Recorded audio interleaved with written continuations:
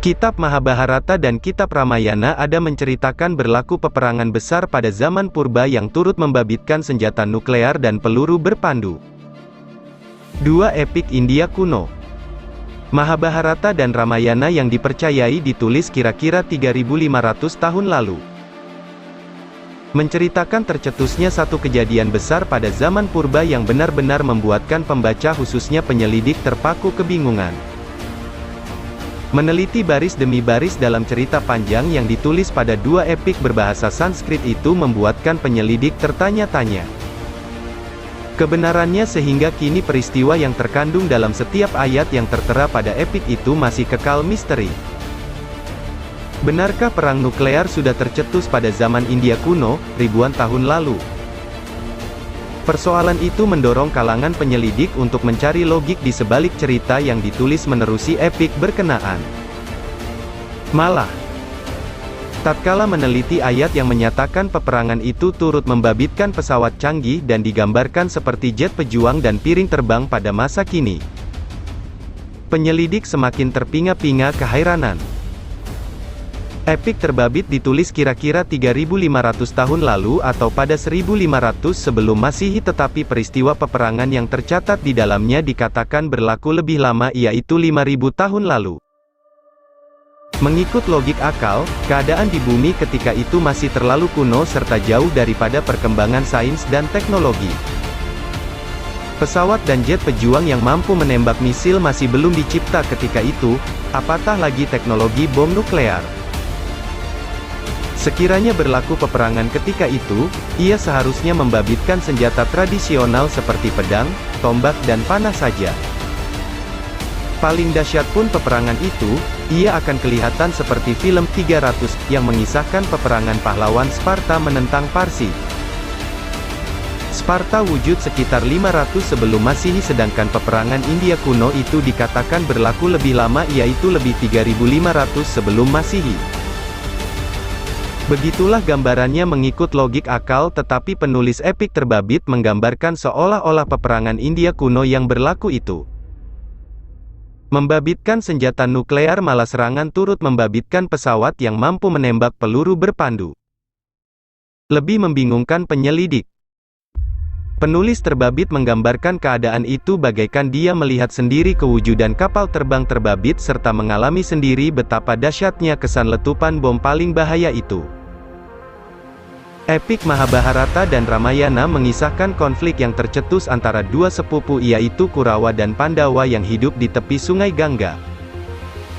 Perjalanan epik itu juga turut menceritakan dua peperangan hebat yang berlaku antara kerajaan Alengka dan Astina ketika itu. Perang kali pertama, 1, dicatatkan seperti berikut terjemahan. Bahwa Arjuna yang gagah berani duduk dalam vimana, kendaraan udara mirip pesawat, dan mendarat di tengah air, lalu meluncurkan gendewa, mungkin tembakan atau peluru berpandu, yang dapat menimbulkan sekaligus melepaskan nyala api yang kuat ke atas wilayah musuh. Seperti hujan lebat yang kencang, mengepung musuh dengan kekuatannya yang sangat dahsyat. Dalam sekelip mata, sebuah bayangan yang tebal dengan cepat terbentuk di atas wilayah Pandawa, angkasa menjadi gelap gelita. Semua kompas yang ada dalam kegelapan menjadi tidak berfungsi. Kemudian badai angin yang dahsyat mula bertiup disertai dengan debu pasir, burung bercicit panik, seolah-olah langit runtuh, bumi merekah. Matahari bergoyang di angkasa. Panas membara mengerikan yang dilepaskan senjata ini membuat bumi bergoncang. Gunung bergoyang di kawasan darat yang luas. Binatang mati terbakar dan berubah bentuk. Air sungai kering kontang, ikan, udang dan lainnya semuanya mati. Saat gendewa meledak, suaranya bagaikan halilintar, membuat askar musuh terbakar bagaikan batang pohon yang terbakar hangus. Gambaran pada perang kali kedua, 2, lebih memeningkan penyelidik lebih-lebih lagi menerusi terjemahan berikut. Pasukan Alengka menaiki kendaraan yang cepat, meluncurkan sebuah rudal, mungkin sejenis peluru berpandu, yang ditujukan ke kota pihak musuh. Rudal ini seperti mempunyai segenap kekuatan alam semesta, terangnya seperti terang puluhan matahari, kembang api bertebaran naik ke angkasa, sangat indah. Mayat terbakar sehingga tidak mampu dibezakkan.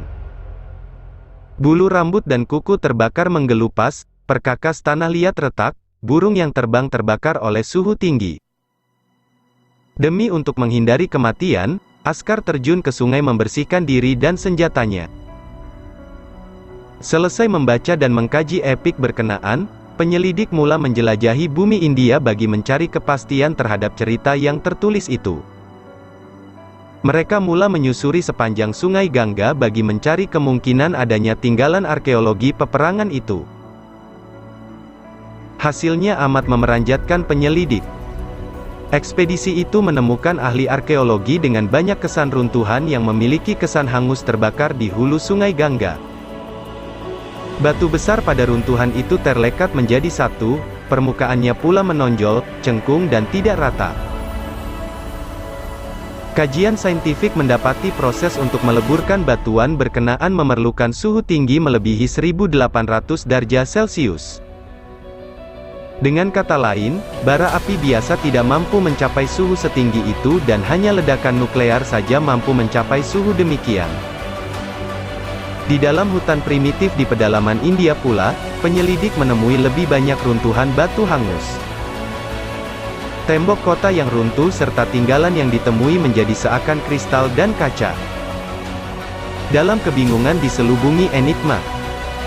Penyelidik berpendapat yang mungkin pada lebih 5.000 tahun lalu sudah wujud suatu peradaban di India yang terlalu futuristik dan maju sehingga mampu membina pesawat perang dan senjata nuklear. Akan tetapi atas sebab tertentu atau mungkin juga akibat perang nuklear terbabit, peradaban maju India kuno itu lenyap bersama teknologi dan rahasia sains yang dikuasai mereka. Sehingga manusia mula menyangka yang dunia purba adalah mundur dan primitif. Coba kita renungkan apa yang telah tercatat di dalam Al-Quran. Apakah mereka tidak memperhatikan beberapa banyak generasi yang telah kami binasakan sebelum mereka? Padahal, generasi itu telah kami teguhkan kedudukan mereka di muka bumi, yaitu keteguhan yang belum pernah kami berikan kepadamu. Dan kami curahkan hujan yang lebat atas mereka dan kami jadikan sungai-sungai yang mengalir di bawah mereka.